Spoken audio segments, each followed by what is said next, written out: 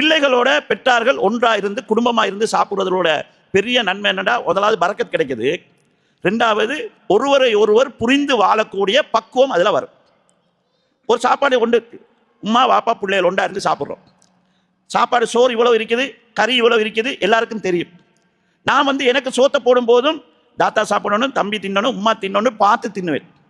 கறியை போடும் போதும் நான் எனக்கு 2 இறைச்சி துண்டு எடுப்போம்னு நினைச்சாலும் நான் 2 எடுத்தா உமாக்கு இல்லாமல் போயிடும், அப்போ 1 எடுப்போம், இந்த மனநிலை வரும்.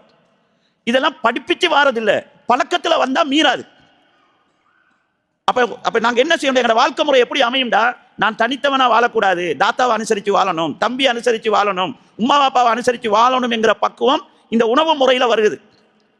நாங்கள் இதை இன்றைக்கு விட்டு இருக்கிறோம். இன்றைக்கு இளைஞர்களுடைய நிலை, சில வீடுகளில் வசதி உள்ளவங்க இருப்பாங்க, வசதி இல்லாமல் இருக்கிறாங்க. நிறைய பேர் வாழ்க்கையில் வசதி இல்லாதவங்க தான். மகளை காக்கின சாப்பாட்டையே இரவைக்கு சாப்பிடக்கூடிய குடும்பங்கள் தான் அதிகமாக இருக்கிறாங்க. சூடாக்கி சாப்பிட்றது, இரவைக்கு கறி கொஞ்சமாக இருக்கும். அங்கே தியாகம் செய்கிறது உமாவும் வாப்பாவும். மகன் வெளியே போய் திக்கிறார், அவர் வந்தால் தின்னணும், கறியை வச்சுட்டு ஆணத்தை ஊற்றி தின்னுவாங்க. சில உமா மாதிரி மிஞ்சினதை தான் தின்றது. கறியை மேசையில் வச்சுப்பாங்க, மகன் தின்னோன்னு சொல்லி. அந்த எருமை மாடு 11 மணிக்கு 12 மணிக்கு நான் கடையில் தின்ட்டு வந்தேன்னு படுப்பேன். காலையில் இந்த மேசையில் வச்சதை கொஞ்சம் ஃப்ரிட்ஜில் எடுத்து வைக்கணுன்ற பக்குவம் கூட அவனுக்கு இருக்காது. காலையில் அந்த கறியை வீசுவாங்க.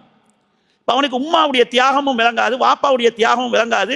இந்த கறியை வாங்குறதுக்கு வாப்பா எவ்வளோ கஷ்டப்பட்டான்னு விளங்காது, இதை சமைக்கிறதுக்கு உம்மா என்ன கஷ்டப்பட்டான்னு தெரியாது, வீசப்படுது. அப்போ எவ்வளோ பரக்கத்தை நாங்கள் இழப்போம். பாப்பா எனக்காக இப்போ செஞ்சுட்டு போனாருங்கிறத விளங்க இயலாத நிலை இருக்குதே. அப்படி விளங்க இயலாதவன், அப்படி விளங்க இயலாத தன்மையில் வளர்க்கப்பட்ட பிள்ளைகள் பிறகு ஏதோ ஒரு வாழ்க்கையில் யாரோ ஆம்பளையோட பொம்பளையோட டச் ஆகிட்டு உமா பற்றி மக்கறையில் வாப்பா பற்றி மக்கறையில் பாஞ்சு போகிற நிலையை நாங்கள் பார்க்குறோம்.